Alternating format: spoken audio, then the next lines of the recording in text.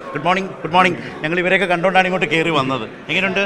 രാവിലെ സജീവമായി ഉഷാറായി നിൽക്കുകയാണോ? യെസ്, അതെ തീർച്ചയായിട്ടും നമ്മൾ പ്രൊഫഷണലുകളെ സംഘടിപ്പിക്കാൻ വേണ്ടിയിട്ട് പല സംഘടനകളും പല വട്ടം ശ്രമിച്ചിട്ടുണ്ട്. പക്ഷേ അതൊന്നും ഒരു തരത്തിലും മുന്നോട്ട് പോകുന്നത് നമ്മൾ കണ്ടിട്ടില്ല.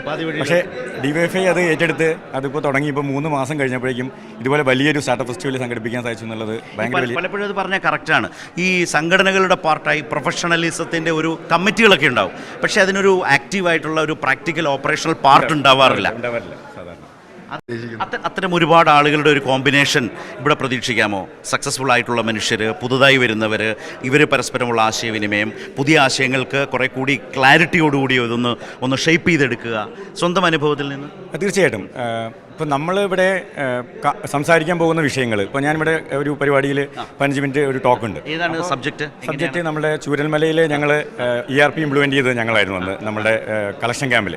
ഫെയർകോ ടെക്നോളജീസ് ആണ് ഞങ്ങളുടെ കമ്പനിയുടെ പേര്. അപ്പോൾ അതിൻ്റെ അനുഭവം എന്ന് പറയുന്നത് നമ്മൾ സാങ്കേതികവിദ്യ എങ്ങനെ സാധാരണക്കാരൻ്റെ ദൈനംദിന ആവശ്യങ്ങൾക്ക് ഉപയോഗിക്കാം. ചൂരൽമലയുടെ അനുഭവത്തിൽ സാധാരണക്കാരന് വേണ്ടി ചെയ്തൊരു കാര്യം സാധാരണക്കാരോടായിട്ട് ക്വിക്കായിട്ടൊന്ന് പറഞ്ഞു കൊടുക്കാൻ പറ്റുമോ? എന്താണ് നിങ്ങൾ ചെയ്തത്? തീർച്ചയായിട്ടും നമ്മൾ ചൂരൽമലയിൽ നമ്മൾ കളക്ഷൻ ക്യാമ്പ് തുടങ്ങിയപ്പോൾ സ്വാഭാവികമായിട്ട് എല്ലാ കളക്ഷൻ ക്യാമ്പിലും ഉണ്ടാകുന്ന പ്രധാനപ്പെട്ട പ്രശ്നം എന്ന് പറയുന്നത് അവിടെ ഉള്ള സാധനങ്ങൾ എന്താണെന്ന് അറിയില്ല, അതുപോലെ തന്നെ അവിടേക്ക് എന്താണ് വേണ്ടതെന്ന് അറിയില്ല. അപ്പോൾ നമ്മൾ ഈ സന്നദ്ധ പ്രവർത്തകരെ എല്ലാവരും കൂടിയും ഒരുപാട് സാധനങ്ങൾ അവിടെ എത്തിക്കാൻ വേണ്ടിയിട്ടുള്ള ശ്രമങ്ങൾ നടത്തും.